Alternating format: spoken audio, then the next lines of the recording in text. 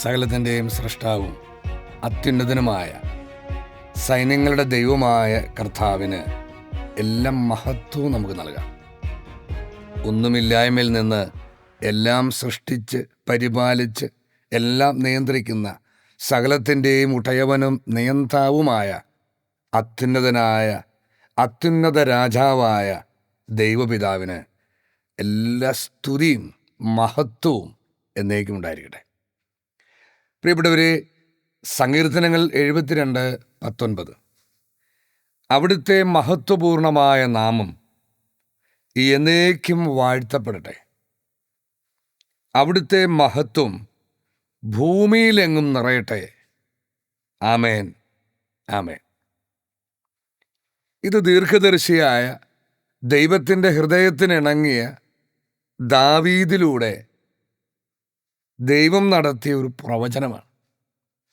പ്രിയപ്പെട്ടവരെ, ലോകത്തിൽ ക്രിസ്തീയ വിശ്വാസികൾ ധാരാളം പെരുന്നാളുകൾ ആഘോഷിക്കാറുണ്ട്. എന്നാൽ ഈ പെരുന്നാളുകളിൽ ബഹുഭൂരിപക്ഷവും അല്ലെങ്കിൽ മിക്കവാറും എല്ലാം തന്നെയും മനുഷ്യൻ്റെ ബഹുമാനാർത്ഥമുള്ള പെരുന്നാളുകളാണ്. അവിടെ സ്വയം മഹത്വത്തിനു വേണ്ടി മനുഷ്യൻ്റെ അഹങ്കാരത്തിൻ്റെ പ്രകടനങ്ങളായി അല്ലെങ്കിൽ മനുഷ്യൻ്റെ ജഡത്തെ സന്തോഷിപ്പിക്കുന്ന അനേകം കർമ്മങ്ങളും ആചാരങ്ങളും ഒക്കെ ചെയ്ത് മനുഷ്യരെ ബഹുമാനിക്കുന്നത് നമുക്ക് കാണാൻ കഴിയും. മനുഷ്യൻ്റെ ബഹുമാനാർത്ഥം മനുഷ്യനുണ്ടാക്കിയിരിക്കുന്ന പെരുന്നാളുകൾ. പ്രിയപ്പെട്ടവർ, എന്നാൽ പരിശുദ്ധ ബൈബിളിൽ ദൈവം മോശ വഴി ദൈവജനത്തിന് കുറേ തിരുനാളുകളെക്കുറിച്ച്, തിരുനാളുകൾ ആഘോഷിക്കുന്നതിനെക്കുറിച്ച് കൽപ്പനകൾ കൊടുക്കുന്നതായി നമുക്ക് കാണാൻ കഴിയും. അപ്പോൾ ആദിമ കാലത്തെ ദൈവജനം, അബ്രാഹത്തിലൂടെ ദൈവം തിരഞ്ഞെടുത്ത് ദൈവം ഒരുമിച്ച് കൂട്ടിയ ദൈവജനം നിർബന്ധമായും ദൈവസന്നിധിയിൽ വന്ന് ആഘോഷിക്കണമെന്ന് ദൈവം കൽപ്പിച്ച 3 പ്രധാന തിരുനാളുകളെക്കുറിച്ച് നമുക്ക് ബൈബിളിൽ കാണാം. കൂടാര തിരുനാൾ, പെസഹ തിരുനാൾ, ആഴ്ചകളുടെ തിരുനാൾ. ഇവിടെ ഇതെല്ലാം അന്നത്തെ ഇസ്രായേൽ ജനം പഴയ കാര്യങ്ങളുടെ, സംഭവങ്ങളുടെ ഓർമ്മകളായിട്ടാണ് ആഘോഷിച്ചത് എന്ന് നമുക്ക് ബൈബിളിൽ കാണാൻ കഴിയും. എന്നാൽ ദൈവത്തിൻ്റെ പ്രവചനങ്ങളെല്ലാം പൂർത്തിയാകുന്നൊരു കാലമുണ്ട്.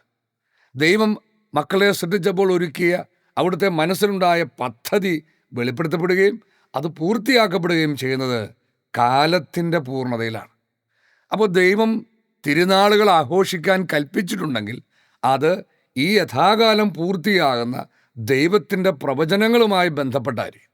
അല്ലെങ്കിൽ ദൈവം മനുഷ്യന് വേണ്ടി ഒരുക്കിയ, ദൈവമക്കൾക്കായി ഒരുക്കിയ നിത്യമഹത്വത്തിൻ്റെ പദ്ധതിയുടെ ഭാഗമായിട്ടായിരിക്കണം ഈ തിരുനാളുകൾ ദൈവം ആഘോഷിക്കാൻ കൽപ്പിച്ചത്. അപ്പോൾ പണ്ട് സംഭവിച്ച കാര്യങ്ങൾ നിഴലുകളാണെന്നും അവ സംഭവിക്കാനിരിക്കുന്ന യാഥാർത്ഥ്യത്തിൻ്റെ ദൃഷ്ടാന്തങ്ങളാണെന്നും ദൈവം തന്നെ പരിശുദ്ധ ബൈബിളിൽ അവിടുത്തെ ആത്മാവിനാൽ എഴുതി വെച്ചിട്ടുണ്ട്, നാം അത് വായിക്കുന്നുമുണ്ട്. അപ്പോൾ ദൈവം മക്കൾ ആഘോഷിക്കണമെന്ന് കൽപ്പിച്ച തിരുനാളുകളിൽ ഏറ്റവും പ്രധാനപ്പെട്ട ഒരു തിരുനാളാണ് കൂടാര തിരുനാൾ. പ്രിയപ്പെട്ടവരെ, 2009 മുതൽ എല്ലാ വർഷവും ഇവിടെ സിയോനിൽ ദൈവത്തിൻ്റെ ബഹുമാനാർത്ഥം കൂടാരത്തിരുന്നാൾ ആഘോഷിക്കുന്നു. അത് ദൈവകൽപ്പന പ്രകാരം ആഘോഷിക്കപ്പെടുന്ന തിരുനാൾ, ദൈവപിതാവിൻ്റെ ബഹുമാനാർത്ഥം എല്ലാ മഹത്വവും ദൈവത്തിന് നൽകുന്ന തിരുനാൾ. നമ്മൾ പുറപ്പാടിൻ്റെ പുസ്തകത്തിലാണ് മോശ വഴി ഈ തിരുനാളിനെക്കുറിച്ചുള്ള ദൈവത്തിൻ്റെ കൽപ്പന ആദ്യം കാണുന്നു. പുറപ്പാട് 5:1 മോശയും അഹറോനും ഫറവോയുടെ മുമ്പിൽ ചെന്ന് പറഞ്ഞു, ഇസ്രായേലിൻ്റെ ദൈവമായ കർത്താവ് കൽപ്പിക്കുന്നു. ദൈവത്തിൻ്റെ കൽപ്പനയാണ്. ഇസ്രായേലിൻ്റെ ദൈവമായ കർത്താവ് കൽപ്പിക്കുന്നു, മരുഭൂമിയിൽ വന്ന് എൻ്റെ ബഹുമാനാർത്ഥം തിരുനാൾ ആഘോഷിക്കാൻ എൻ്റെ ജനത്തെ വിട്ടയക്കുക. നമുക്കറിയാം, ഫറവോ വരാനിരിക്കുന്ന ഈ ലോകത്തിൻ്റെ അധികാരി എന്ന് യേശുക്രിസ്തു വിശേഷിപ്പിച്ച അന്തിക്രിസ്തുവെന്ന അരാജകത്വത്തിൻ്റെ മനുഷ്യൻ്റെ ഒരു മുന്നോടിയാണ് എന്ന് വ്യക്തമായി നമുക്ക് കാണാൻ കഴിയും.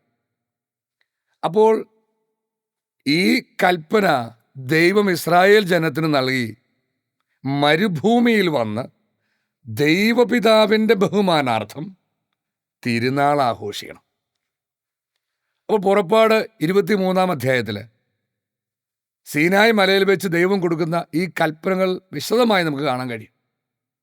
അവിടെ ദൈവം കൽപ്പിച്ചത് ദൈവസന്നിധിയിൽ വന്ന് കൂടാര തിരുനാൾ ആഘോഷിക്കണം. അപ്പോൾ അങ്ങനെ ഒരു തിരുനാൾ മരുഭൂമിയിൽ അന്നത്തെ ഇസ്രായേൽ ജനം ആഘോഷിച്ചതായി നമ്മൾ കാണുന്നില്ല. പിന്നെ ഇസ്രായേലിലും തിരുനാൾ ആഘോഷിച്ച് നമ്മൾ കാണുന്നുണ്ട് സോളമൻ്റെ നേതൃത്വത്തിൽ 1-ാം ജെറുസലേം ദേവാലയം സ്ഥാപിക്കപ്പെട്ടതിന് ശേഷം.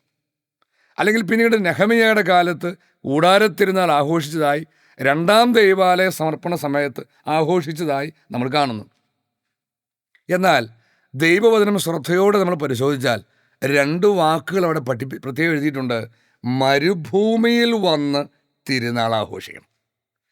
അപ്പോൾ ഇസ്രായേൽ ജനം ഈജിപ്തിൽ നിന്ന് ചെങ്കടൽ കടന്ന് മരുഭൂമിയിലേക്ക് പോയി 40 വർഷം മരുഭൂമിയിൽ അലഞ്ഞു തിരിഞ്ഞു എന്ന് നമ്മൾ പഠിച്ചിട്ടുണ്ട്. ആ മരുഭൂമിയെക്കുറിച്ചാണോ ദൈവത്തിൻ്റെ പ്രവചനത്തിൽ പറഞ്ഞിരിക്കുന്നത്? അപ്പോൾ ദൈവം യഥാകാലം പൂർത്തിയാക്കുന്ന ദൈവീക പ്രവചനങ്ങളുടെ പശ്ചാത്തലത്തിൽ യഥാകാലം അന്ത്യകാലത്ത് പൂർത്തിയാകുന്ന ദൈവീക പദ്ധതിയുടെ പശ്ചാത്തലത്തിൽ ഈ കൂടാരത്തിരുന്നാൾ ആഘോഷത്തെ നാം പരിശോധിക്കുകയും പഠിക്കുകയും ആചരിക്കുകയും വേണം. അപ്പോൾ അങ്ങനെ പരിശോധിക്കുമ്പോൾ എന്താണ് മരുഭൂമി എന്ന് മനസ്സിലാക്കാൻ കഴിയും. യെരമ്യാ പ്രവാചന പുസ്തകം 12-ാം അധ്യായം 10-ാം വചനത്തിൽ അത് പ്രവാചകനോട് ദൈവം പറയുന്നുണ്ട്. ഇടയന്മാരാൽ ചവിട്ടിമെതിക്കപ്പെട്ടവരുടെ ഭൂമി, ഇടയന്മാരാൽ പുറന്തള്ളപ്പെട്ടവരുടെ, ചവിട്ടിമെതിക്കപ്പെട്ടവരുടെ, ദൈവപുത്രന്റെ നാമത്തെ പ്രതി തിരസ്കരിക്കപ്പെട്ടവരുടെ സമൂഹവും ഭൂമിയുമാണ് ഈ മരുഭൂമി. ദൈവപുത്രൻ്റെ യഥാർത്ഥ നാമമായ ഇമ്മാനുവേൽ നാമത്തിൽ വിശ്വസിക്കുക വഴി, അങ്ങനെ ഇമ്മാനുവേലിൽ ദൈവപുത്രൻ ശരീരം ധരിച്ചു വന്നുവെന്നും അവൻ്റെ നാമം ഇമ്മാനുവേലാണെന്നും വിശ്വസിക്കുകയും അങ്ങനെ ഇമ്മാനുവേലോട് വെളിപ്പെട്ട ദൈവപിതാവിൻ്റെ നാമത്തിൽ വിശ്വസിക്കുകയും ചെയ്യുക വഴി ഈ ലോകത്താൽ, ഈ ലോകത്തിലെ ഇടയന്മാരാൽ ചവിട്ടിമെതിക്കപ്പെട്ട് പുറന്തള്ളപ്പെട്ട് നികൃഷ്ടരായി ചിത്രീകരിക്കപ്പെട്ട എല്ലാത്തരം വ്യാജമായ ആരോപണങ്ങളും നിരത്തപ്പെട്ട ദൈവമക്കളുടെ സമൂഹത്തെയാണ് ദൈവം മരുഭൂമി എന്ന് വിളിക്കുന്നത്. അപ്പോൾ ആ മരുഭൂമിയിലാണ് കൂടാരത്തിരുന്നാൾ ആഘോഷിക്കണമെന്ന് ദൈവം കൽപ്പിച്ചിരിക്കും. പ്രിയപ്പെട്ടവരെ, വീണ്ടും പറയുന്നു, എൻ്റെ സന്നിധിയിൽ നിങ്ങൾ സമ്മേളിച്ച് ആഘോഷിക്കണം. അപ്പോൾ ദൈവം എവിടെയാണ് വസിക്കണേ? ഏതാണ് ദൈവത്തിൻ്റെ ഭവനം? ഇവിടെ പറയുന്ന ദൈവത്തിൻ്റെ യഥാർത്ഥ സന്നിധി ഏതാണ്? അതും മോശ വഴിയും മറ്റനേകം പ്രവാചകന്മാർ വഴിയും ദൈവം പഠിപ്പിച്ചിട്ടുണ്ട്. മുൻവിധികളില്ലാതെ മനുഷ്യപ്രബോധനങ്ങളുടെ അടിമത്തത്തിൽ നിന്ന് മോചിതരായി ദൈവവചനം പരിശോധിച്ചാൽ ഇത് കാണാൻ കഴിയും. മനുഷ്യൻ്റെ പ്രബോധനങ്ങളുടെയും തത്വശാസ്ത്രങ്ങളുടെയും ദൈവശാസ്ത്ര വിശകലനങ്ങളുടെയും കണ്ണിലൂടെ നോക്കുന്നവർക്ക് ഇത് കാണാൻ കഴിയില്ല. ഞാൻ ദൈവത്തിൻ്റെ മകനാണ്, മകളാണെന്ന് തിരിച്ചറിവിൽ ദൈവവചനത്തെ ദൈവവചനമായി കണ്ട് ദൈവിക ജ്ഞാനത്താൽ ശക്തി പ്രാപിച്ച് വചനം പരിശോധിച്ചാൽ ഇത് കാണാം. നിയമാവർത്തനം 12:5 നിങ്ങളുടെ ദൈവമായ കർത്താവ് തൻ്റെ നാമം സ്ഥാപിക്കാനും തനിക്ക് വസിക്കാനുമായി നിങ്ങളുടെ സകല ഗോത്രങ്ങളിലും നിന്ന് തിരഞ്ഞെടുക്കുന്ന സ്ഥലം ഏത് എന്ന് അന്വേഷിച്ച് നിങ്ങൾ അവിടേക്ക് പോകണം. അപ്പോൾ നമുക്ക് കുറേ കാര്യങ്ങൾ ഇവിടെ വ്യക്തമാവുന്നുണ്ട്. ദൈവം ഒരു സ്ഥലം തിരഞ്ഞെടുക്കും. ദൈവം തിരഞ്ഞെടുക്കും, മനുഷ്യരല്ല. എന്തിന്? ദൈവത്തിൻ്റെ നാമം സ്ഥാപിക്കാൻ, ദൈവത്തിന് വസിക്കാൻ. അഥവാ ദൈവനാമം സ്ഥാപിച്ചിരിക്കുന്ന ദൈവഭവനത്തിലാണ് ദൈവം വസിക്കുന്നത്. അപ്പോൾ ദൈവനാമം സ്ഥാപിച്ചിരിക്കുന്ന ദൈവഭവനത്തിൽ നാം ആവുമ്പോഴാണ് ദൈവത്തിൻ്റെ ഭാഷയിൽ നാം ദൈവസന്നിധിയിൽ വന്ന് തിരുനാൾ ആഘോഷിക്കുന്നത്. പ്രിയപ്പെട്ടവരെ, യേശുക്രിസ്തു പഠിപ്പിച്ച ഒരു പ്രാർത്ഥന എല്ലാ ക്രിസ്ത്യാനികൾക്കും അറിയാം. സ്വർഗസ്ഥനായ ഞങ്ങളുടെ പിതാവേ, അങ്ങയുടെ നാമം പൂജിതമാകണമേ. ഇത് 2000 വർഷത്തോളമായി ക്രിസ്ത്യാനി പ്രാർത്ഥിക്കുന്നുണ്ട്. പക്ഷേ ഈ നാമം ഏത് എന്ന് ആരും തിരിഞ്ഞു നോക്കിയിട്ടില്ല. അവർ കരുതുന്നു 3500 വർഷങ്ങൾക്ക് മുമ്പ് മോശ വഴി വെളിപ്പെട്ട നാമമാണ് ദൈവത്തിൻ്റെ യഥാർത്ഥ നാമമെന്ന്. അല്ല എന്ന് പ്രവചനങ്ങൾ പരിശോധിച്ചാൽ കാണാം. കാരണം മോശ വഴി വെളിപ്പെട്ട യാഹ്വേ എന്ന നാമം വെളിപ്പെട്ടതിന് ശേഷം പ്രവാചകന്മാർ വഴി ദൈവം പ്രവചിച്ചിട്ടുണ്ട്, ഒരിക്കൽ ദൈവത്തിൻ്റെ ജനം ദൈവത്തിൻ്റെ നാമം അറിയും, ദൈവം തൻ്റെ പരിശുദ്ധ നാമം തൻ്റെ ജനത്തിന് മുമ്പിൽ വെളിപ്പെടുത്തും. ഇതെല്ലാം പ്രവചിക്കപ്പെട്ടിട്ടുണ്ട്. പ്രിയപ്പെട്ടവരെ, പരിശുദ്ധ ബൈബിൾ പരിശോധിച്ചാൽ കാണാം, ഈ പിതാവിൻ്റെ നാമം ആണ് മഹത്വപ്പെടണമെന്ന് നമ്മെ പ്രാർത്ഥിക്കാൻ യേശുക്രിസ്തു ആദ്യം പഠിപ്പിച്ചത്. യേശുക്രിസ്തുവിൻ്റെ പ്രാർത്ഥനയിലും സ്തുതിപ്പിലും എല്ലാം ദൈവനാമത്തെ അവൻ മഹത്വപ്പെടുന്നത് കാണാം. അപ്പോൾ ഈ നാമം വെളിപ്പെടുത്തേണ്ട പിതാവാണ്. എന്നാൽ ഈ അധികാരം പുത്രൻ യേശുക്രിസ്തു പിതാവിൽ നിന്നും വാങ്ങിച്ചെടുക്കുന്നതായി നമുക്ക് കാണാൻ കഴിയും. അതുകൊണ്ട് യേശുക്രിസ്തു പറഞ്ഞു, ഹെബ്രായർക്ക് എഴുതിയ ലേഖനം 2-ാം അധ്യായം 11-12, വിശുദ്ധീകരിക്കുന്നവനും യേശുക്രിസ്തു വിശുദ്ധീകരിക്കപ്പെടുന്നവരും ഉത്ഭവിക്കുന്നത് ഒരുവനും തന്നെ. അതിനാൽ അവരെ സഹോദരൻ എന്ന് വിളിക്കാൻ അവൻ ലജ്ജിച്ചില്ല. അവൻ പറയുന്നു, അങ്ങേ നാമം എൻ്റെ സഹോദരനെ ഞാൻ അറിയിക്കും. അപ്പോൾ യേശുക്രിസ്തു വഴി നൽകപ്പെട്ട ഒരു പ്രവചനമാണ്. യേശുക്രിസ്തു അവൻ്റെ സഹോദരരെ പിതാവിൻ്റെ നാമം അറിയിക്കും. അപ്പോൾ അതിനു മുമ്പ് നാമം വെളിപ്പെടുത്തപ്പെട്ടിട്ടില്ല. വീണ്ടും ഈ നാമം ലോകത്തെ അറിയിക്കുമെന്നല്ല യേശുക്രിസ്തു പ്രവചിച്ചത്. എഴുതപ്പെട്ടിരിക്കുന്നത് അവൻ്റെ സഹോദരരെ. അതാരെന്ന് വ്യക്തമാണ്. അവനോടൊപ്പം ദൈവപിതാവിൽ നിന്ന് ജനിച്ചവർ. വളരെ കൃത്യമാണ്. അവരെയാണല്ലോ സഹോദരൻ എന്ന് പറയുക. ഒരേ ഉദരത്തിൽ നിന്ന് പുറത്തു വന്നവർ. അപ്പോൾ ദൈവപുത്രനോടൊപ്പം ദൈവപിതാവിൽ നിന്ന് ജനിച്ച ദൈവമക്കളുടെ സമൂഹത്തെ, അവൻ സഹോദരൻ എന്ന് വിളിക്കുന്ന സമൂഹത്തെ അവൻ ദൈവപിതാവിൻ്റെ നാമം വെളിപ്പെടുത്തും എന്ന് പ്രവചിക്കപ്പെട്ടിരിക്കുന്നു. എന്നാൽ യേശുക്രിസ്തുവിന് 1-ാം വരവിൽ അങ്ങനെ ഒരു നാമം യേശുക്രിസ്തു വെളിപ്പെടുത്തതായി നമ്മളെ ആരും പഠിപ്പിച്ചിട്ടില്ല, എവിടെയും എഴുതപ്പെട്ടിട്ടുമില്ല. യേശുക്രിസ്തു വെളിപ്പെടുത്തി തന്ന പിതാവിൻ്റെ നാമം എന്ന് പറഞ്ഞ് ഒരു നാമവും ആരും ഒരിടത്തും പഠിപ്പിച്ചിട്ടില്ല, എവിടെയും ആരും അവകാശപ്പെട്ടിട്ടുമില്ല. നമ്മൾ പഠിച്ചുകൊണ്ട് യേശുക്രിസ്തു പുത്രനായ ദൈവമാണ് പിതാവിനെ വെളിപ്പെടുത്തുന്നത്. അപ്പോൾ പിതാവിൻ്റെ നാമവും അവൻ തന്നെയാണ് വെളിപ്പെടുത്തിരുന്നത്. എന്നാൽ 1-ാം വരവിൽ അങ്ങനെ ഒരു നാമവും യേശുക്രിസ്തു ശിഷ്യന്മാരെ പഠിപ്പിച്ചതായോ ശിഷ്യന്മാരെവിടെയെങ്കിലും ചെന്ന് പ്രസംഗിച്ചതായോ പരിശുദ്ധ ബൈബിൾ എഴുതപ്പെട്ടിട്ടില്ല, ഒരു സഭാ പാരമ്പര്യത്തിലുമില്ല. അങ്ങനെയെങ്കിൽ അത് കർത്താവിൻ്റെ 2-ാം വരവിലാണ് വെളിപ്പെടുത്തപ്പെടുകയുള്ളൂ. അപ്പോൾ എവിടെയാണ് ഈ നാമം വെളിപ്പെടുത്തപ്പെടുന്നത്? ആരാണ് ഈ നാമം വെളിപ്പെടുത്തുന്നത്? അതും പ്രവചിക്കപ്പെട്ടിട്ടുണ്ട്. യെശയ്യാ പ്രവാചന പുസ്തകം 52-ാം അധ്യായം 6-7 വചനങ്ങൾ. എൻ്റെ ജനം എൻ്റെ നാമം അറിയും. കണ്ട, ഇത് മോശ വന്ന് പ്രവചനങ്ങളൊക്കെ നടത്തി ജീവിച്ച് മരിച്ചു പോയതിന് ശേഷം ഏകദേശം 800 വർഷങ്ങൾക്ക് ശേഷം എഴുതപ്പെട്ട പ്രവചനമാണ്. യെശയ്യാ പ്രവാചകൻ പ്രവചിച്ചു, എൻ്റെ ജനം, ദൈവജനം ദൈവനാമം അറിയും. ഞാൻ തന്നെയാണ് സംസാരിക്കുന്നതെന്ന് ആ ദിവസം അവർ അറിയും. ഇതാ ഞാൻ ഇവിടെയുണ്ട്. അപ്പോൾ എവിടെയാണോ ദൈവത്തിൻ്റെ നാമം വെളിപ്പെടുത്തപ്പെടുന്നത്, എവിടെയാണോ ദൈവത്തിൻ്റെ നാമം പ്രഘോഷിക്കപ്പെടുന്നത്, അവിടെ ദൈവമുണ്ട്, ദൈവപിതാവുണ്ട്. അടുത്ത വചനം, സദ്വാർത്ത അറിയിക്കുകയും സമാധാനം വിളംബരം ചെയ്യുകയും രക്ഷയുടെ സന്ദേശം പ്രഘോഷിക്കുകയും സിയോനോട് നിന്റെ ദൈവം ഭരിക്കുന്നു എന്ന് പറയുകയും ചെയ്യുന്നവൻ്റെ പാദം മലമുകളിൽ എത്ര മനോഹരമാണ്. അത് സദ്വാർത്ത കൊണ്ടുവരുന്ന ദൂതനെ കുറിച്ചാണ്. അപ്പോൾ അന്ത്യകാലത്ത് ദൈവത്തിൻ്റെ കൃപാവത്സരവും ദൈവത്തിൻ്റെ പ്രതികാര ദിനവും പ്രഘോഷിക്കാൻ ഒരു സദ്വാർത്ത ദൂതൻ അയക്കപ്പെടും എന്ന് അനേകം സ്ഥലത്ത് ബൈബിളിൽ നമുക്ക് കാണാം. ഈ സദ്വാർത്തയിലൂടെ, സദ്വാർത്താ ദൂതൻ വഴിയാണ് അന്ത്യകാലത്ത് ദൈവജനത്തിൻ്റെ മുൻപിൽ ദൈവത്തിൻ്റെ പരിശുദ്ധ നാമം വെളിപ്പെടുത്തപ്പെടുക. കാരണം യേശുക്രിസ്തു അവൻ്റെ 2-ാം വരവിൽ നേരിട്ട് പ്രസംഗിക്കില്ല എന്ന് യെശയ്യാ പ്രവാചകന്റെ പുസ്തകത്തിൽ തന്നെ 42-ാം അധ്യായം 1 മുതൽ 4 വരെയുള്ള വചനങ്ങൾ നമുക്ക് കാണാം. അപ്പോൾ അവന് വേണ്ടി ഈ നാമം വെളിപ്പെടുത്തി തരുന്നവനാണ് സദ്വാർത്തയുടെ ദൂതൻ. ഈ സദ്വാർത്ത ദൂതൻ അയക്കപ്പെടുന്നത് സിയോനിലേക്കാണ്. അഥവാ സദ്വാർത്ത ദൂതൻ അയക്കപ്പെട്ട് ഈ സദ്വാർത്ത പ്രസംഗിക്കപ്പെടുന്ന ഇടമാണ് യഥാർത്ഥ സിയോൻ.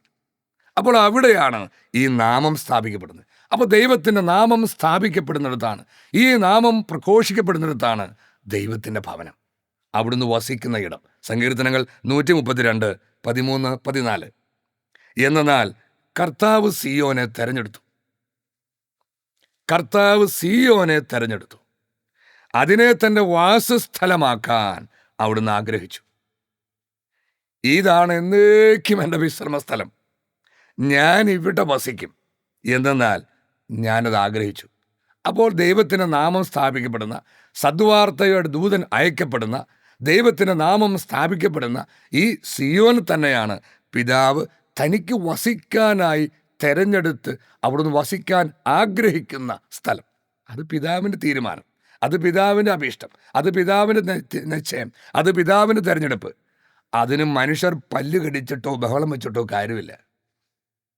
അത് ഞങ്ങൾക്ക് ഇഷ്ടമില്ല, ഞങ്ങൾ അംഗീകരിക്കില്ല എന്ന് ഈ ലോകത്തിലെ മനുഷ്യനും പുലമ്പെയ്തുകൊണ്ടോ വിളിച്ചു പറഞ്ഞുകൊണ്ടോ ദൈവത്തിൻ്റെ തീരുമാനം മാറ്റപ്പെടില്ലല്ലോ. ദൈവത്തിൻ്റെ തീരുമാനം മോശമാകില്ലല്ലോ. അവിടുത്തെ പ്രവൃത്തികളെല്ലാം അത്യുത്തമമാണ്. അവിടുത്തെ എല്ലാ പ്രവൃത്തികളിലും അവിടുന്ന് മഹത്വപ്പെടട്ടെ. നമുക്ക് രക്ഷപ്പെടാൻ ദൈവത്തിൻ്റെ പ്രവൃത്തികൾക്ക് നമുക്ക് കീഴ്പ്പെടാം. ദൈവത്തോട് മറുതലിക്കുകയല്ല വേണ്ടത്. അപ്പോൾ എൻ്റെ സന്നിധിയിൽ വന്ന് എൻ്റെ ബഹുമാനാർത്ഥം നിങ്ങൾ കൂടാരത്തിരുന്നാൾ ആഘോഷിക്കണം എന്ന് ദൈവം കൽപ്പിച്ച പ്രവചനം പൂർത്തിയാകുന്നത് ഈ അന്ത്യകാലത്ത് ദൈവം സ്ഥാപിച്ച സദ്വാർത്താ ദൂതനയക്കപ്പെട്ട ദൈവത്തിൻ്റെ നാമം വെളിപ്പെടുത്തപ്പെട്ട സിയോനിലാണ് ഈ വചനം പൂർത്തിയാകുന്നത്. ഈ പ്രവചനങ്ങൾ പൂർത്തിയാക്കിക്കൊണ്ട് സിയോനിൽ ആഘോഷിക്കപ്പെടുന്ന തിരുനാളാണ് സിയോൻ കൂടാരത്തിരുനാൾ. അപ്പോൾ അതിന് വലിയ കാലിക പ്രസക്തിയുണ്ട്. ദൈവവചനത്തിൻ്റെ പൂർത്തീകരണമുണ്ട്. ദൈവത്തിന് അനേകം തെരഞ്ഞെടുപ്പിൻ്റെയും ഹിതത്തിൻ്റെയും അഭീഷ്ടത്തിൻ്റെയും പൂർത്തീകരണങ്ങളുണ്ട്. സങ്കീർത്തനം 102, 16-22. കർത്താവ് സിയോനെ പണിതുയർത്തും. കർത്താവ് സിയോനെ പണിതുയർത്തും. ഇത് അന്ത്യകാലത്ത് നടക്കുന്ന കാര്യങ്ങളാണ്. അവിടുന്ന് തൻ്റെ മഹത്വത്തിൽ പ്രത്യക്ഷപ്പെടും. അപ്പോൾ ഏതാണ് യഥാർത്ഥ സിയോൻ? തിരിച്ചറിയാൻ മറ്റൊരു വചനമാണത്.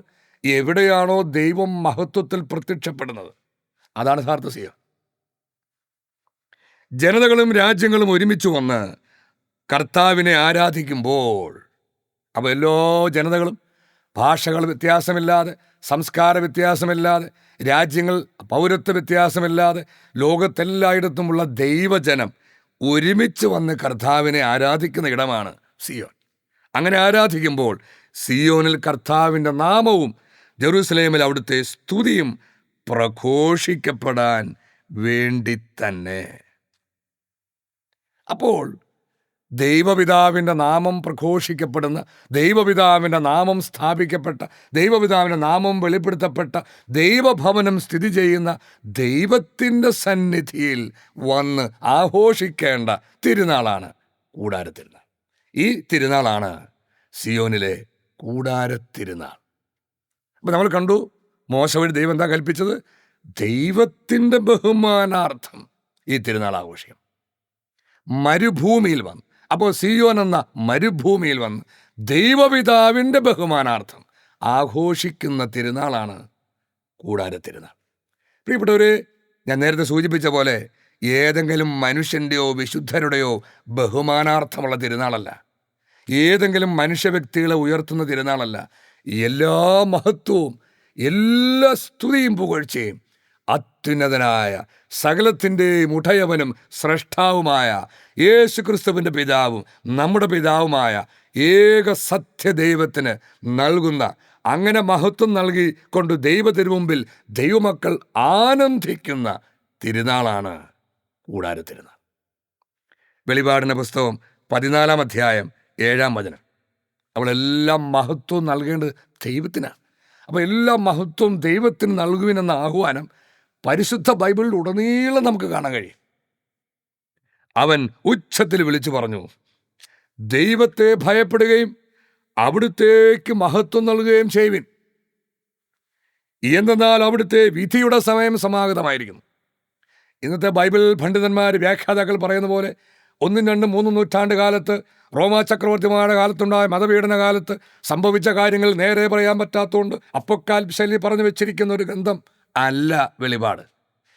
വിധിയുടെ സമയം സമാഗതമാകുമ്പോൾ സംഭവിക്കുന്ന കാര്യങ്ങൾ, എഴുതപ്പെട്ടിരിക്കുന്ന കാര്യങ്ങൾ വെളിപാട് പുസ്തകം തന്നെ വിശദീകരിക്കുന്നുണ്ട്. അതെപ്പോൾ സംഭവിക്കുന്ന കാര്യങ്ങളാണ്. അതിനെ മുഴുവൻ പണ്ഡിതന്മാർ ചരിത്രമാക്കി മാറ്റി. ദൈവത്തിൻ്റെ പ്രവചനങ്ങളെ ചരിത്രമാക്കി മാറ്റി മനുഷ്യ പണ്ഡിതർ. അതുകൊണ്ട് പ്രവചനങ്ങളെ പ്രവചനങ്ങളായി കാണുന്നവർക്ക് ഇതൊക്കെ സ്വീകരിക്കാൻ കഴിയും. അപ്പോൾ അന്ത്യകാലത്ത് ഇങ്ങനെ സ്വരമുയരുന്നതായിട്ട് ദൈവത്തെ ഭയപ്പെടുകയും അവിടുത്തെ മഹത്വം നൽകുകയും ചെയ്യുവിൻ. എല്ലാ മഹത്വവും ദൈവത്തിനാണ് നൽകേണ്ടത്, മനുഷ്യനല്ല.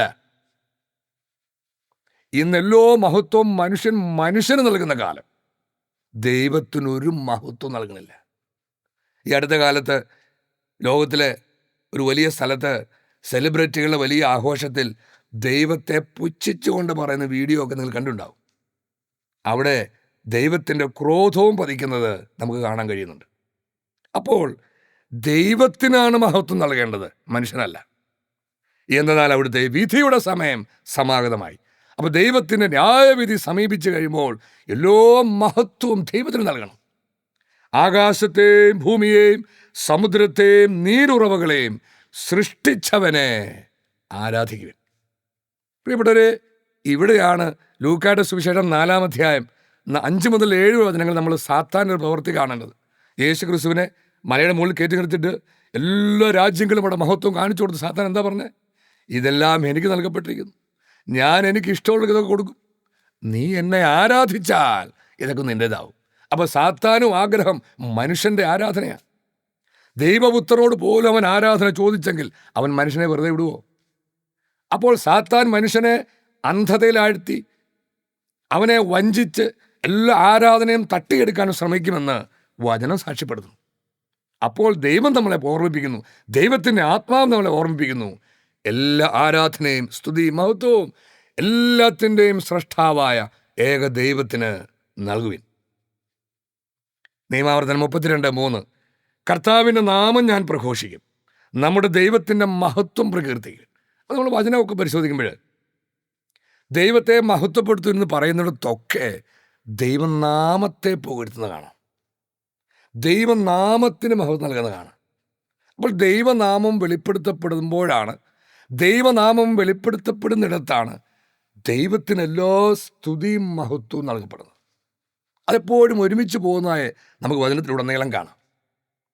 1 ദിനവൃത്താന്തം 16:24-29 രാജ്യങ്ങളോട് അവിടുത്തെ മഹത്വം പ്രഖ്യാപിക്കുവിൻ. ഈ ദൈവമക്കളോട് ദൈവം കൽപ്പിക്കും, ദൈവത്തിൻ്റെ ആത്മാവ് പറയുക, രാജ്യങ്ങളോട്, ജനതകളോട്, സർവ്വജനതകളോടും സർവ്വമനുഷ്യരോടും സർവ്വചരാചരങ്ങളോടും ദൈവത്തിൻ്റെ മഹത്വം പ്രഖ്യാപിക്കുവിൻ. ജനതകളോട് അവിടുത്തെ അത്ഭുതങ്ങൾ പ്രഘോഷിക്കുവിൻ. കർത്താവിൻ്റെ ശക്തിയും മഹത്വവും സകല ജനതകളും പ്രകീർത്തിക്കട്ടെ. അപ്പോൾ ദൈവമഹത്വം പ്രകീർത്തിക്കാനുള്ള ആഹ്വാനം, ദൈവമഹത്വം വിളംബരം ചെയ്യാനുള്ള ആഹ്വാനം, അവിടുത്തെ നാമത്തെ യഥായോഗ്യം മഹത്വപ്പെടുത്തുന്നു. കണ്ട, ദൈവത്തെ മഹത്വപ്പെടുത്തുന്നിടത്തെല്ലാം അവിടുത്തെ നാമത്തെ മഹത്വപ്പെടുത്താൻ എഴുതപ്പെട്ടിരിക്കുന്നു. തിരുമുൻപിൽ എവിടെയാണോ ദൈവം വസിക്കുന്നത്, എവിടെയാണോ ദൈവനാമം സ്ഥാപിക്കപ്പെട്ടിരിക്കുന്നത്, എവിടെയാണോ ദൈവം വസിക്കുന്ന ഭവനമുള്ളത്, ആ തിരുമുൻപിൽ കാഴ്ച സമർപ്പിക്കുവിൻ. അവിടുത്തേക്ക് തിരുമുൻപിൽ കാഴ്ച സമർപ്പിക്കുവിൻ.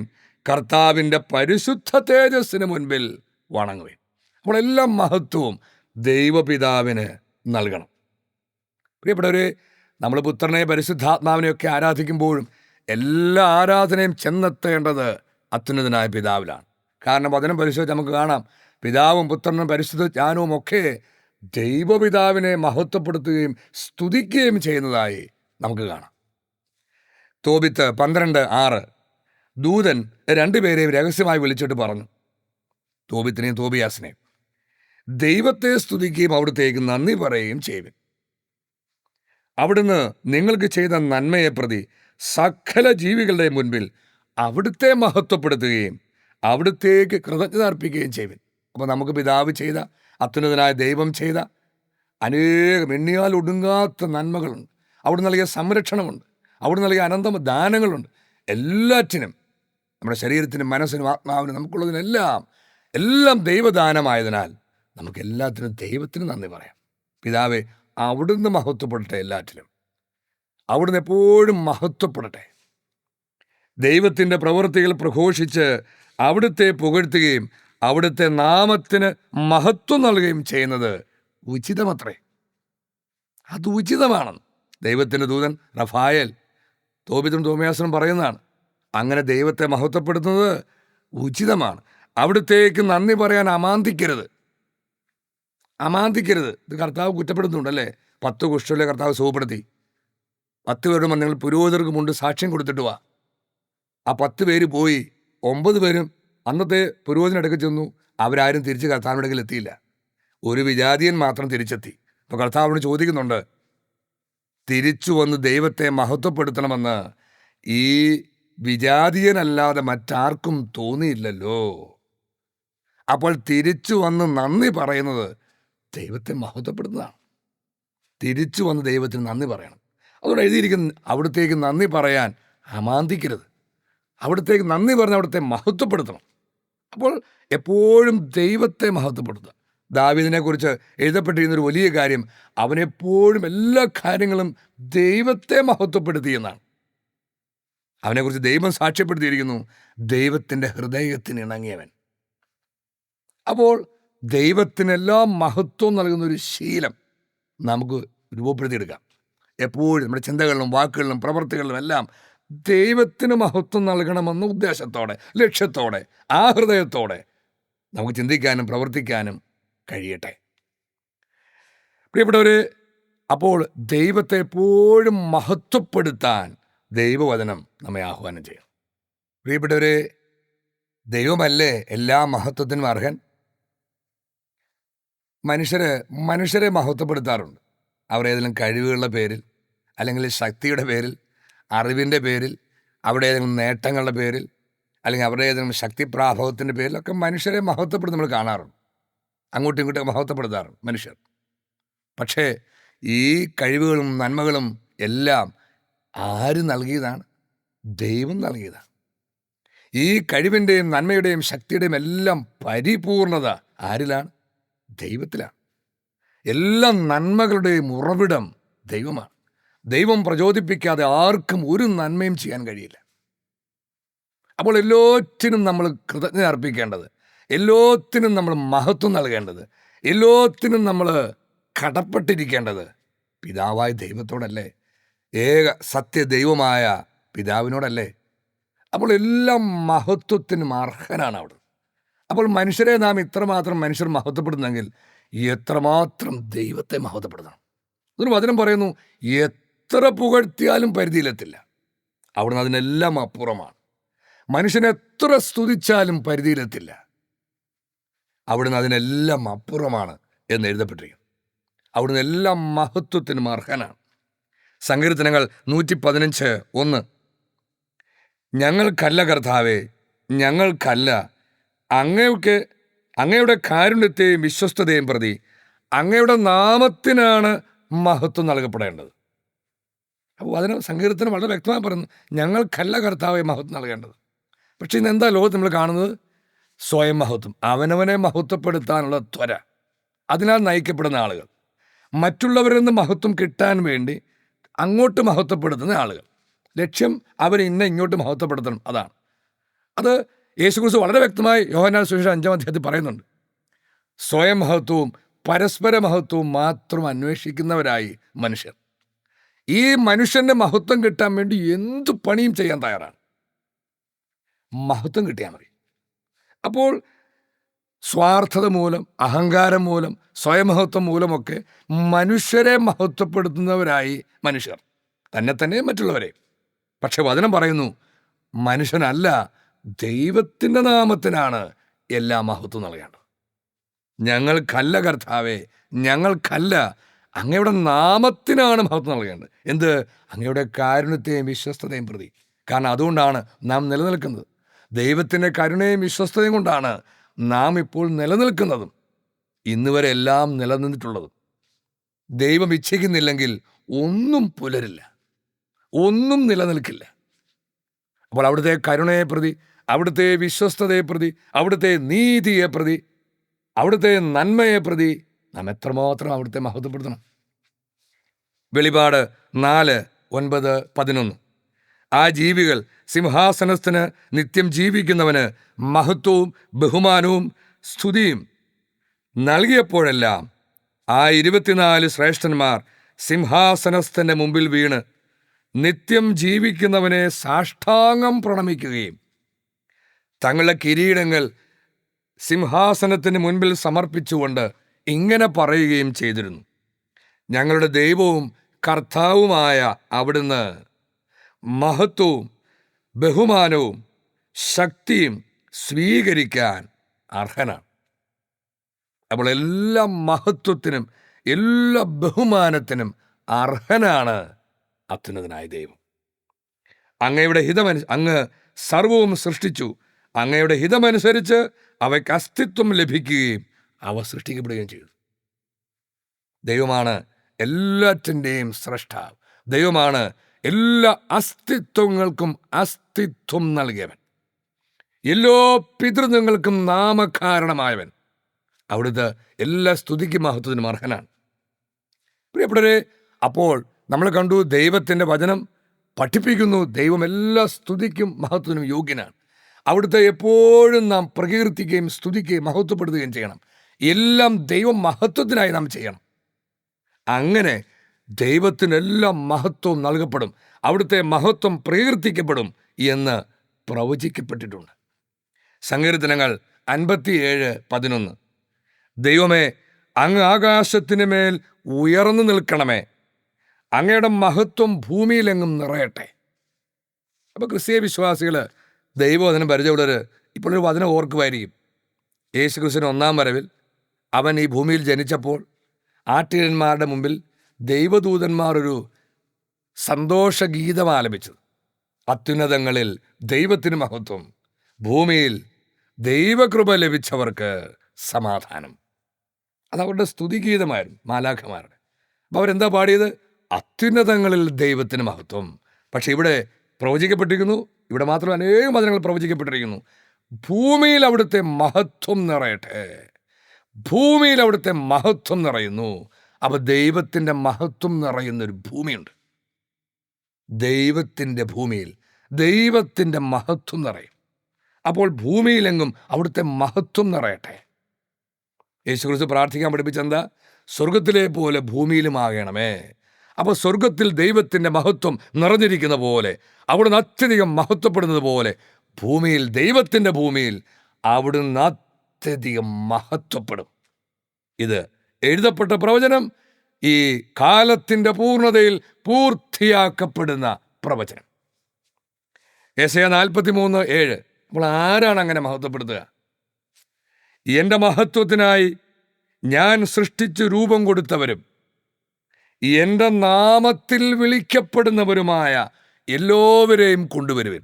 അപ്പോൾ ദൈവത്തിൻ്റെ നാമം വെളിപ്പെടുത്തപ്പെട്ട് കഴിയുമ്പോൾ ആ നാമം ആരുടെയൊക്കെ ഹൃദയഫലകങ്ങളിലാണോ ദൈവം എഴുതുന്നത്, ആരൊക്കെയാണോ ഈ നാമത്തിൽ സ്വർഗത്തിൽ വിളിക്കപ്പെടുന്നവർ, ഗണമുണ്ട്, സ്വർഗത്തിൽ പേരെഴുതപ്പെട്ടവർ, അങ്ങനെ ദൈവത്തിൻ്റെ നാമത്തിൽ വിളിക്കപ്പെടുന്നവർ ആണ് ദൈവം മഹത്വത്തിനായി അവിടുന്ന് സൃഷ്ടിച്ച് രൂപം കൊടുത്തവർ.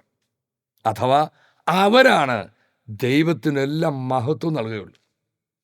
പ്രിയപ്പെട്ടവരെ, നമ്മൾ അന്ത്യകാലത്തെക്കുറിച്ച് ബൈബിളിൽ എഴുതപ്പെട്ട പ്രവചനമൊക്കെ പരിശോധിക്കുമ്പോൾ അന്ത്യകാലത്ത് ജീവിച്ചിരിക്കുന്ന മനുഷ്യൻ്റെ സ്വഭാവത്തെക്കുറിച്ച് വളരെ വിശദമായി നമുക്ക് കാണാം. ഉദാഹരണം 2 തിമോത്തിയോസ് 3-ാം അധ്യായം 1 മുതൽ 5 വരെ വായിച്ചാൽ കാണാം, അവസാന കാലത്തെ മനുഷ്യൻ്റെ സ്വഭാവം അക്കമിട്ട് എഴുതിയിട്ടുണ്ട്.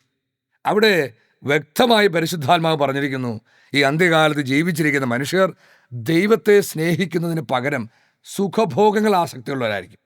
അവർ മാതാപിതാക്കന്മാരെ ബഹുമാനിക്കാത്തവരും ക്രൂരന്മാരും കൃതജ്ഞരും ഒന്നിനും വഴങ്ങാത്തവരും, അങ്ങനെ കുറേയേറെ പ്രത്യേകതകൾ പറഞ്ഞിട്ടുണ്ട്.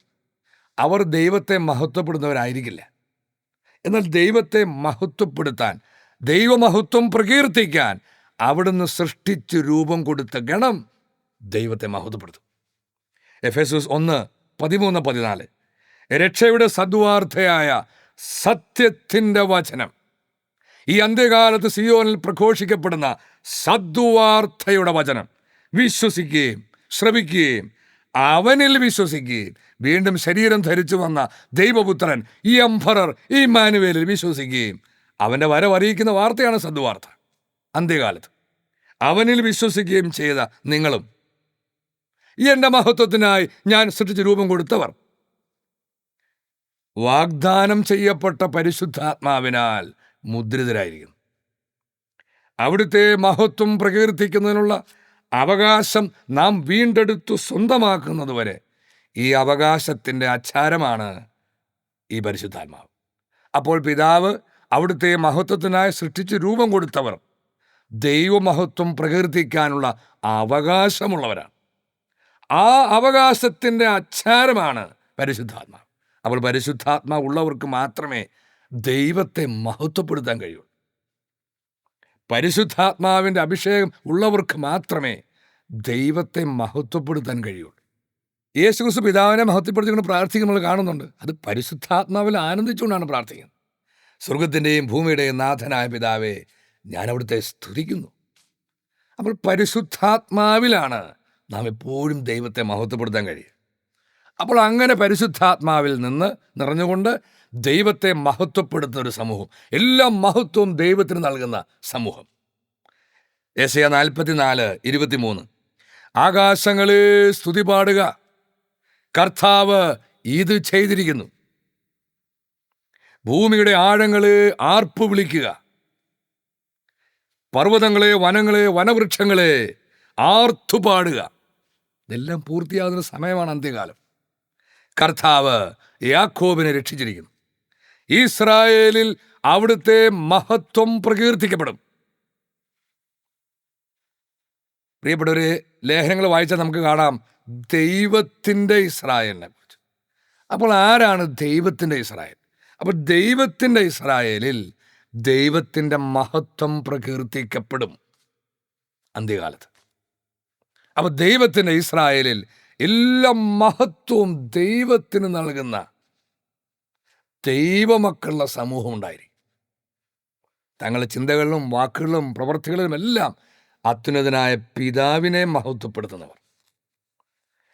യെശയ്യാ 49:3, ഇസ്രായേലേ, നീ എൻ്റെ ദാസനാണ്, നിന്നിൽ ഞാൻ മഹത്വം പ്രാപിക്കും എന്ന് അവിടുന്ന് അരുളിച്ചെയ്തു. അപ്പോൾ ദൈവപിതാവ് തൻ്റെ മഹത്വത്തിനായി സൃഷ്ടിച്ച് രൂപം കൊടുത്ത ദൈവത്തിൻ്റെ ഇസ്രായേലിൽ, ദൈവത്തിൻ്റെ തെരഞ്ഞെടുക്കപ്പെട്ടവരിൽ ദൈവം മഹത്വപ്പെടും.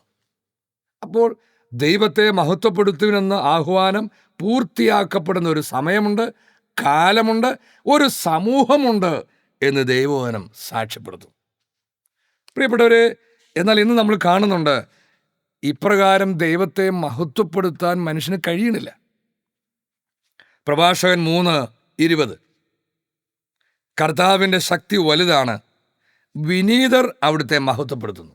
അപ്പോൾ ദൈവത്തെ മഹത്വപ്പെടുത്തണമെങ്കിൽ നാം വിനീതരായിരിക്കണം, അഥവാ എളിമയുള്ളവരായിരിക്കണം. ഏത് എളിമ?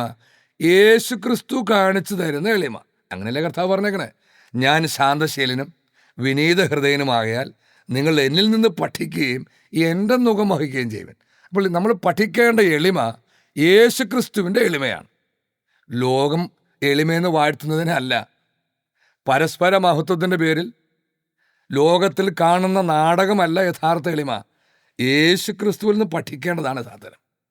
എന്താണ് അവൻ്റെ എളിമയെന്ന് നമുക്ക് ഒറ്റ വാക്കിൽ പറഞ്ഞാൽ ഇങ്ങനെ പറയാം: ദൈവപിതാവിനും അവിടുത്തെ ഓരോ വാക്കുകൾക്കും, അവിടുത്തെ ഓരോ പ്രവൃത്തിക്കും, അവിടുന്ന് അയച്ചവർക്കും അവിടുത്തെ ആത്മാവിന് മുൻപിൽ നിരുപാധികം കീഴ്പ്പെട്ട് അനുസരിക്കുന്നതാണ് യേശു ക്രിസ്തു കാണിച്ചു തന്ന എളിമ.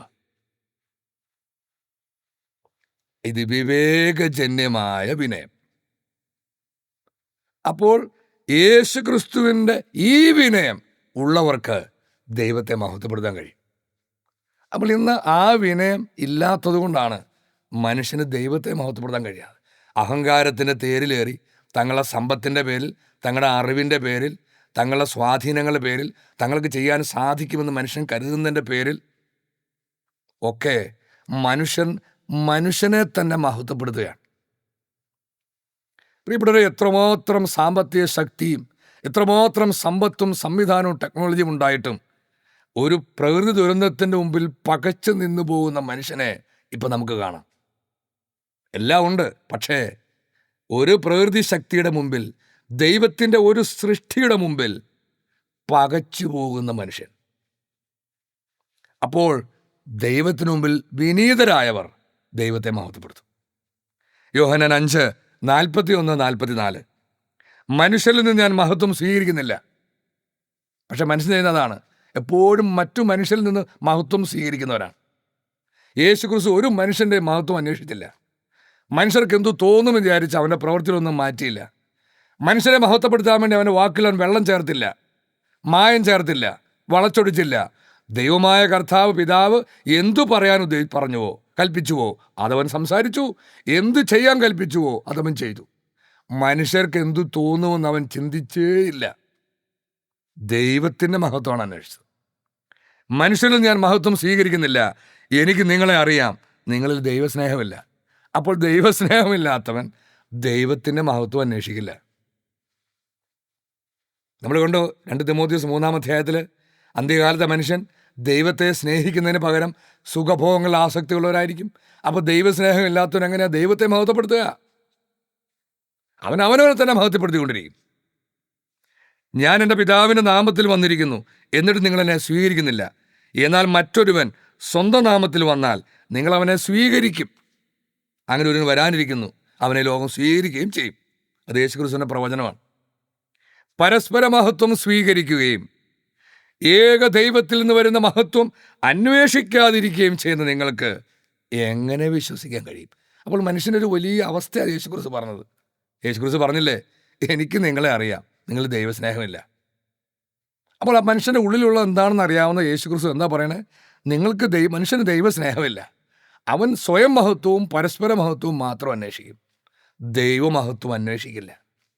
ദൈവത്തെ മഹത്വപ്പെടുത്താൻ അവന് ചിന്തയുണ്ടാകില്ല. അവനൊരിക്കലും ദൈവത്തെ മഹത്വപ്പെടുത്തില്ല ഹൃദയത്തിൽ നിന്ന്. സാത്താൻ കാപട്യത്തോടെ ദൈവത്തെ മഹത്വപ്പെടുത്തുന്നു എന്ന പ്രതീതി ജനിപ്പിക്കുന്ന പ്രവൃത്തികൾ ചെയ്യും. പക്ഷെ സൂക്ഷിച്ചു നോക്കിയാൽ, വിവേകത്തോടെ നോക്കിയാൽ അതിന് പിന്നിലെ അവന് ലക്ഷ്യങ്ങൾ മനസ്സിലാവും. അപ്പോൾ യഥാർത്ഥത്തിൽ ദൈവത്തെ മഹത്വപ്പെടുത്തണമെങ്കിൽ അവനിൽ ദൈവസ്നേഹം ഉണ്ടാവും. പ്രിയപ്പെട്ടവരെ, അപ്പോൾ സാത്താൻ ഈ ലോകത്തിൽ ഈ ദൃശ്യവസ്തുക്കൾ കാണിച്ച് മനുഷ്യനെ മയക്കി, ഈ ദൃശ്യവസ്തുക്കളെ വശീകരിക്കപ്പെട്ട് ഈ ദൃശ്യവസ്തുക്കൾ മോഹിച്ച് കണ്ണുകളുടെ ദുരാശയും ജഡത്തിന് ദുരാശലും തൃപ്തിപ്പെടുത്തി ഈ ലോകമോഹങ്ങൾ പൂർത്തിയാക്കാൻ വേണ്ടി ജീവിക്കുന്നവരാക്കി മനുഷ്യനെ കുടുക്കിലാക്കി സാത്താൻ. അതുകൊണ്ട് ഈ ലോകത്തിൽ ദൃശ്യവസ്തുക്കളെയും അതിൻ്റെ പുറകിലുള്ള മനുഷ്യരെയും ഒക്കെ മഹത്വപ്പെടുത്തി മനുഷ്യനിരിക്കും. സാത്താൻ്റെ സന്തതിയായ അന്ത്യക്രിസ്തുവിനെ കുറിച്ച് എഴുതപ്പെട്ടിരിക്കുന്നത് അവൻ എല്ലാ ആരാധനാ വിഷയമായ എല്ലാറ്റിലും ഉപരി തന്നെ പ്രതിഷ്ഠിക്കുമെന്നാണ്. അപ്പോൾ ഇന്ന് ദൈവത്തെ മാറ്റി അവിടെ വേറെ പലതും മനുഷ്യൻ കൊണ്ടുവച്ചു. ആത്യന്തിക മൂല്യമായി, ആത്യന്തിക സത്യമായ, ആത്യന്തിക ആരാധനയോഗ്യമായ ദൈവത്തെ മാറ്റി മറ്റു പലതിനെയും അവിടെ പകരം വെച്ചിരിക്കുന്ന ഒരവസ്ഥയാണ് ഇന്ന്. ഇത് അന്ത്യക്രിസ്തുവിൻ്റെ ആത്മാവിൻ്റെ പ്രവൃത്തിയാണ്. അങ്ങനെ ഉണ്ടെങ്കിൽ ആരും ദൈവത്തെ മഹത്വപ്പെടുത്തില്ല. ദൈവത്തെ സൃഷ്ടാവായി അംഗീകരിക്കാൻ പോലും ദൈവത്തിൻ്റെ വക്താക്കൾ എന്ന് പറയുന്നവർക്ക് പോലും ഒന്നും കഴിയുന്നില്ല. അങ്ങനെ അല്ലെന്ന് പറയുന്ന ഇടയന്മാരുടെ കാലമാണിപ്പോൾ. ദൈവമൊന്നും മനുഷ്യനെ സൃഷ്ടിച്ചിട്ടില്ല എന്ന് പറയുന്ന ഇടയന്മാരുടെ കാലം. അപ്പോൾ എത്രമാത്രം അന്ധകാരത്തിലും അജ്ഞതയിലും മനുഷ്യനെ സാത്താൻ ആഴ്ത്തിയിട്ടു എന്ന് ഒരു സാമാന്യ ബോധം കൊണ്ട് ചിന്തിച്ചാൽ നമുക്ക് മനസ്സിലാവും. യോഹന്നാൻ 7:18 സ്വമേധയാ സംസാരിക്കുന്നവൻ സ്വന്തം മഹത്വം അന്വേഷിക്കുന്നു, എന്നാൽ തന്നെ അയച്ചവൻ്റെ മഹത്വം അന്വേഷിക്കുന്നവൻ സത്യവാനാണ്, അവനിൽ അനീതിയില്ല. അപ്പോൾ ഒരാളെ ദൈവം അയച്ചതാണോ എന്ന് തിരിച്ചറിയാനുള്ള വലിയ മാർഗമാണ് അവൻ തന്നെ അയച്ച ദൈവത്തിൻ്റെ മഹത്വം മാത്രമേ അന്വേഷിക്കുകയുള്ളൂ. അപ്പോൾ ദൈവത്തിൻ്റെ മഹത്വത്തിന് വേണ്ടി നീ ചെയ്യുന്ന പ്രവൃത്തികളൊന്നും അനീതിയില്ല. എന്നാൽ ദൈവത്തിൻ്റെ മഹത്വത്തിന് വേണ്ടി അല്ലാതെ, ദൈവകൽപ്പന പ്രകാരം, ദൈവഹിതപ്രകാരം അല്ലാതെ നീ എന്തു വലിയ പ്രവൃത്തി ചെയ്താലും അതിനെ ദൈവം വിളിക്കുന്ന അനീതി എന്നാണ്. സംശയിക്കണ്ട. നമ്മൾ മത്തായിയുടെ സുവിശേഷം 7-ാം അധ്യായത്തിൽ കതകിന് അടഞ്ഞ വാതിലിന് പുറത്ത് നിൽക്കുന്നവർ അകത്തുള്ള മണവാളിനോട് പറയുന്നത് അവിടെ കർത്താവ് മുൻകൂട്ടി പ്രവചിച്ചിട്ടുണ്ട്. കർത്താവേ, ഞങ്ങൾ നിന്റെ നാമത്തിൽ രോഗികളെ സുഖപ്പെടുത്തി. കർത്താവേ, ഞങ്ങൾ നിന്റെ നാമത്തിൽ സുവിശേഷം പ്രസംഗിച്ചു. ഞങ്ങൾ നിന്റെ നാമത്തിൽ വളരെ കാര്യങ്ങൾ ചെയ്തു, അത് ചെയ്തു, ഇത് ചെയ്തു. ഇതൊക്കെ നല്ല പ്രവർത്തികൾ തന്നെയാണ്. ഇതൊന്നും അനീതിയായിട്ട് ലോകം പറയില്ല. പക്ഷെ അകത്തുനിന്ന് എന്താ കർത്താവ് പറഞ്ഞത്? അനീതി പ്രവർത്തിക്കുന്നവരെ എന്നിൽ നിന്ന് അകന്നു പോകും. അപ്പോൾ ഈ പ്രവൃത്തികളെല്ലാം ദൈവം എന്തായിട്ട് കണ്ടു? അനീതിയായിട്ട് ദൈവത്തിനു മുമ്പിൽ മാറ്റപ്പെട്ടു. കാരണം അത് മുഴുവൻ ചെയ്യപ്പെട്ടത് സ്വയം മഹത്വത്തിന് വേണ്ടിയിട്ടാണ്. ദൈവമഹത്വത്തിന് വേണ്ടിയിട്ടല്ല. അപ്പോൾ ഇങ്ങനെ അനീതിയാൽ സത്യത്തെ തളച്ചിടുന്നവരുടെ മേൽ അന്ത്യകാലത്ത് വരുന്ന ശിക്ഷയെക്കുറിച്ച് പരിശുദ്ധാത്മാവ് പ്രവചിച്ചിട്ടുണ്ട്. അത് നമുക്കിന്ന് ലോകത്തിൽ ഈ ശിക്ഷ നിറഞ്ഞു നിൽക്കുന്നത് കാണാം. റോമ 1:18-25. മനുഷ്യരുടെ സകല ദുഷ്ടതയ്ക്കും അനീതിക്കുമെതിരായി ദൈവത്തിൻ്റെ ക്രോധം ആകാശത്ത് നിന്ന് പ്രത്യക്ഷപ്പെടുന്നു. എപ്പോൾ? ഇത് എഴുതിയ 2000 വർഷം മുമ്പല്ല. നമ്മൾ വചനം മുഴുവൻ പരിശോധിച്ച് നോക്കിയേ. ഒരു ഉദാഹരണം വചനം വായിക്കാം. ദാനിയേൽ 8:18-19. ദാനിയേലിനെ കുറേ ദർശനങ്ങൾ ഗബ്രിയേൽ ദൂതൻ കാണിച്ചു. എന്നിട്ട് പറയുക, ദാനിയേൽ പറയുകയാണ്, അവൻ എന്നോട് സംസാരിച്ചുകൊണ്ടിരുന്നപ്പോൾ ഞാൻ മൂർച്ഛിച്ചു വീണു. എന്നാൽ അവനെ തൊട്ട് എഴുന്നേൽപ്പിച്ച് നിർത്തി. അവൻ പറഞ്ഞു, ഗബ്രിയേൽ പറഞ്ഞു, കാലത്തിൻ്റെ അവസാനത്തിൽ, ക്രോധത്തിൻ്റെ നിമിഷത്തിൽ എന്തു സംഭവിക്കുമെന്ന് ഞാൻ നിനക്ക് വെളിപ്പെടുത്തി തരാം. യുഗാന്തത്തെ സംബന്ധിക്കുന്നതാണ് ഇത്. അപ്പോൾ കാലത്തിൻ്റെ അവസാനത്തിൽ ദൈവത്തിൻ്റെ ക്രോധം വന്ന് പതിക്കുന്ന സമയം. അത് അനേകം വചനങ്ങളിൽ, പ്രവാചക വചനങ്ങളിലും യേശു ക്രിസ്തുവിൻ്റെ വചനങ്ങളിലും അപ്പോസ്തലന്മാർ വഴി പരിശുദ്ധാത്മാവ് പറഞ്ഞ വചനങ്ങളിലും നമുക്ക് കാണാം. അന്ത്യകാലത്താണ് ദൈവത്തിൻ്റെ ക്രോധം പതിക്കുന്നത്. അന്ത്യകാലം എന്നൊരു സമയമുണ്ട്, കാലത്തിൻ്റെ പരിപൂർണത ഉണ്ട്. അവിടെ ദൈവത്തിൻ്റെ ക്രോധം വന്ന് പതി. ആരുടെ മേലുള്ള ക്രോധം? ഇന്ന് വരെ സാത്താനും അവൻ്റെ ദൂതന്മാരും അവനുള്ളവരും ദൈവത്തിനും ദൈവമക്കൾക്കുമെതിരെ ചെയ്ത സകല അനീതിക്കും തിന്മൽക്കുമെതിരെ ദൈവം നീതി സ്ഥാപിക്കുന്ന ദൈവത്തിൻ്റെ പ്രതികാരം. അത് ദൈവം ചെയ്യുന്നില്ലെങ്കിൽ ദൈവം നീതിമാനല്ല. ദൈവം സാത്താനോട് പ്രതികാരം ചെയ്യുന്നില്ല എങ്കിൽ ദൈവം നീതിമാനല്ല. പക്ഷെ ദൈവം നീതിമാനാണ്. അതുകൊണ്ട് പ്രതികാരത്തെക്കുറിച്ച് പരിശുദ്ധ ബൈബിളിൽ ഉടനീളം നമുക്ക് കാണാം. ദൈവം ചെയ്യുന്ന പ്രതികാരം, മനുഷ്യൻ ചെയ്യുന്നതല്ല, ദൈവം ചെയ്യുന്നു. അപ്പോൾ ദൈവത്തിൻ്റെ പരിശുദ്ധാത്മാവ് പറയുക, മനുഷ്യരുടെ സകല ദുഷ്ടതയ്ക്കും അനീതിക്കുമെതിരായി ദൈവത്തിൻ്റെ ക്രോധം ആകാശത്തുനിന്ന് പ്രത്യക്ഷപ്പെടുന്നു അന്ത്യകാലത്ത്. എന്താ കാരണം നോക്കിയേ? അവർ തങ്ങളുടെ അനീതിയിൽ സത്യത്തെ തളച്ചിടുന്നു. പരിശോധിച്ചാൽ കാണുന്നത് ആരാണ്? സത്യം ദൈവത്തിൻ്റെ വചനമാണ്. ദൈവത്തിൻ്റെ വചനത്തെ തങ്ങളുടെ അനീതിയിൽ തളച്ചിടുന്നത് ആരാണെന്ന് വ്യക്തമായി നമുക്ക് മനസ്സിലാവും. അപ്പോൾ അങ്ങനെ സത്യത്തിന് വിലങ്ങ് വെച്ച് തങ്ങൾ അനീതിയുടെ പ്രവൃത്തികൾ ചെയ്ത് തങ്ങൾ ദൈവത്തിന് മുമ്പിൽ ശ്രേഷ്ഠരാണ്, തങ്ങൾ വലുതാണ്, തങ്ങളെല്ലാം ചെയ്യുന്നുണ്ട്, തങ്ങൾ ദൈവത്തിൻ്റെ ആളുകളാണ് എന്ന് പറഞ്ഞ് മൂഢസ്വർഗത്തിലായിരിക്കുന്നവരെ കുറിച്ചാണ് ഇവിടെ എഴുതപ്പെട്ടിരിക്കുന്നത്. അവർ തങ്ങളുടെ അനീതിയിൽ സത്യത്തെ തളച്ചിടുന്നു. ദൈവത്തെക്കുറിച്ച് അറിയാൻ കഴിയുന്നതൊക്കെ, ഇതുവരെ വെളിപ്പെട്ട് കിട്ടിയതൊക്കെ അവർക്ക് വ്യക്തമായി അറിയാം. അതിനറിയാൻ കഴിയുന്നതൊക്കെ, അറിയാൻ കഴിയാത്ത ഒത്തിരി കാര്യങ്ങളുണ്ട്, അറിയാൻ കഴിയുന്നതൊക്കെ അവർക്കറിയാം. ദൈവം അവയിൽ അവർക്ക് വെളിപ്പെടുത്തിയിട്ടുണ്ട്. ലോക സൃഷ്ടി മുതൽ ദൈവത്തിൻ്റെ അദൃശ്യ പ്രകൃതി, അതായത് അവിടുത്തെ അനന്തശക്തിയും ദൈവത്വവും സൃഷ്ടവസ്തുക്കളിലൂടെ സ്പഷ്ടമായി അറിഞ്ഞിട്ടുണ്ട്. ജ്ഞാനത്തിൻ്റെ പുസ്തകത്തിൽ കാണാം, ഈ ലോകത്തിലെ സൗന്ദര്യവും ശക്തിയും കാണുമ്പോൾ അവയുടെ സ്രഷ്ടാവിൻ്റെ ശക്തി സൗന്ദര്യങ്ങളെക്കുറിച്ച് നാം അറിയണം. ഈ സൃഷ്ടി സ്രഷ്ടാവിൻ്റെ മഹത്വമാണ് വെളിപ്പെടുത്തുന്നത്. ഈ സൃഷ്ടിയെ കണ്ട് നാം സ്രഷ്ടാവിനെ മഹത്വപ്പെടുത്തണം. അതുകൊണ്ട് അവർക്ക് ഒഴികഴിവില്ല. ഇതൊക്കെ വ്യക്തമായി അറിയാം. അതുകൊണ്ട് ഒഴികഴിവില്ല. അവർ ദൈവത്തെ അറിഞ്ഞിരുന്നുവെങ്കിലും അവിടുത്തെ ദൈവമായി മഹത്വപ്പെടുത്തുകയോ അവിടുത്തേക്ക് നന്ദി പ്രകാശിപ്പിക്കുകയോ ചെയ്തില്ല. ഇതാണ് ഈ ക്രോധം വന്നു നിൽക്കാൻ കാരണം. ദൈവത്തെ ദൈവമായി മഹത്വപ്പെടുത്താൻ ഇന്ന് മനുഷ്യന് കഴിയുന്നില്ല. ദൈവത്തിന് നന്ദി പ്രകാശിപ്പിക്കാൻ കഴിയുന്നില്ല. പകരം മനുഷ്യന് നന്ദി പറയുന്നു, മനുഷ്യനെ മഹത്വപ്പെടുത്തുന്നു. അത് സ്വയം മഹത്വത്തിന് വേണ്ടി. മറിച്ച് അവരുടെ യുക്തി വിചാരങ്ങൾ, പക്ഷെ ഭയങ്കര യുക്തിമാന്മാരാ, ഭയങ്കര യുക്തിയാണ്. അവരുടെ യുക്തി വിചാരങ്ങൾ നിഷ്ഫലമായി തീരുകയും വിവേകരഹിതമായ ഹൃദയം അന്ധകാരത്തിൽ ആണ്ടുപോവുകയും ചെയ്തു. അതവർ തിരിച്ചറിയുന്നില്ല. അവരുടെ വിചാരം അവർ യുക്തി കൊണ്ട് നയിക്കപ്പെടുന്നവരാണ്, തങ്ങൾ യുക്തിയുള്ളവരാണ്, ദൈവത്തെ മഹത്വപ്പെടുന്നവർ മണ്ടന്മാരാണ് എന്നൊക്കെയാണ് അവരുടെ വിചാരം. അവരുടെ ഹൃദയം വിവേകരഹിതമാണ്, അത് അന്ധകാരത്തിലാണ്. ജ്ഞാനികളെന്ന് അവകാശപ്പെട്ടുകൊണ്ട് അവർ ഭോഷന്മാരായി തീർന്നു. അതുകൊണ്ട് ദൈവം അവരെ തങ്ങളുടെ ഭോഗാസക്തികളോടുകൂടെ ശരീരങ്ങൾ പരസ്പരം അപമാനിതമാകുന്നതിന് അശുദ്ധിക്ക് വിട്ടുകൊടുത്തു. അതാണ് ദൈവത്തിൻ്റെ ശിക്ഷ. അതൊരു ശിക്ഷയാണെന്നാണ് താഴെ വായിച്ച് നമുക്ക് കാണാം. ഇന്ന് ഈ തിന്മ ലോകം മുഴുവൻ നിറഞ്ഞിരിപ്പുണ്ട്. അതിനെ മനുഷ്യൻ മഹത്വപ്പെടുത്തുകയും ചെയ്യുന്നു. എന്തെന്നാൽ അവർ ദൈവത്തിൻ്റെ സത്യം ഉപേക്ഷിച്ച് വ്യാജം സ്വീകരിച്ചു. ദൈവത്തിൻ്റെ സത്യം ഉപേക്ഷിച്ച് വ്യാജം സ്വീകരിച്ചു. അവർ സൃഷ്ടാവിലുപരി സൃഷ്ടിയെ ആരാധിക്കുകയും സേവിക്കുകയും ചെയ്തു. അവിടുന്ന് എന്നേക്കും വാഴ്ത്തപ്പെട്ടവനാണ്. ആമേൻ. എല്ലാ മഹത്വവും ദൈവപിതാവിനുണ്ടാകട്ടെ. അവിടുന്നാണ് എല്ലാ ആരാധനയ്ക്കും യോഗ്യൻ. അപ്പോൾ ഈ ദുരന്തമായ അവസ്ഥയിലായിരിക്കുന്നവർക്ക് ആർക്കും, ഈ അവസ്ഥയിൽ സത്യത്തെ തളച്ചിടുന്ന ആർക്കും ദൈവത്തെ മഹത്വപ്പെടുത്താൻ കഴിയുന്നില്ല.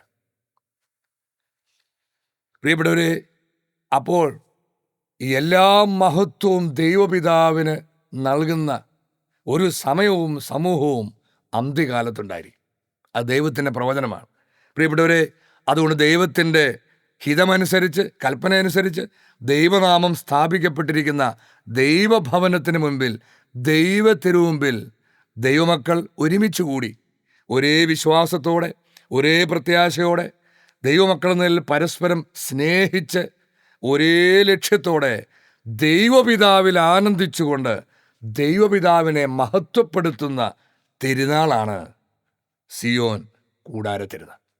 ഇവിടെ എല്ലാത്തിനും ദൈവപിതാവിനെ മഹത്വപ്പെടുത്തുന്നു. പിതാവായ ദൈവത്തിൻ്റെ മഹത്വത്തിനായി ചെയ്യുന്നു.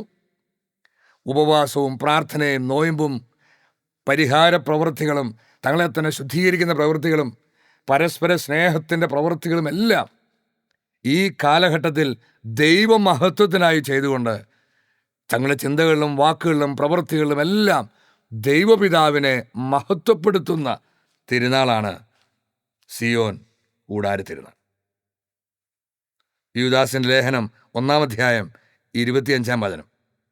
നമ്മുടെ കർത്താവായ യേശു ക്രിസ്തു വഴി നമ്മുടെ രക്ഷകനായ ഏക ദൈവത്തിന്, പിതാവായ ദൈവത്തിന്, പുത്രനായ യേശു ക്രിസ്തു വഴി നമ്മുടെ പിതാവായ ഏക ദൈവത്തിന് സ്തുതിയും മഹത്വവും ശക്തിയും ആധിപത്യവും സർവകാലത്തിനു മുമ്പും ഇപ്പോഴും എപ്പോഴും ഉണ്ടായിരിക്കട്ടെ. ആമേൻ.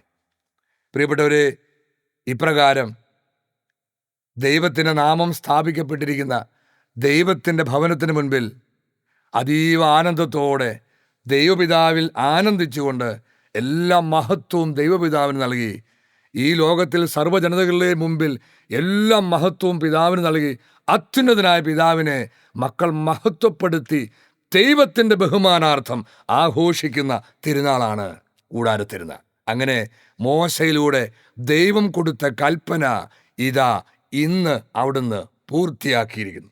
ദൈവമായ കർത്താവ്, ഇസ്രായേലിന് ദൈവമായ കർത്താവ് കൽപ്പിക്കുന്നു, മരുഭൂമിയിൽ വന്ന് എൻ്റെ ബഹുമാനാർത്ഥം തിരുനാൾ ആഘോഷിക്കണം എന്ന ദൈവത്തിൻ്റെ കൽപ്പന ഇതാ സിയോനിൽ ഇന്ന് പൂർത്തിയായിരിക്കുന്നു ദൈവത്തിൻ്റെ മഹത്വത്തിനായി.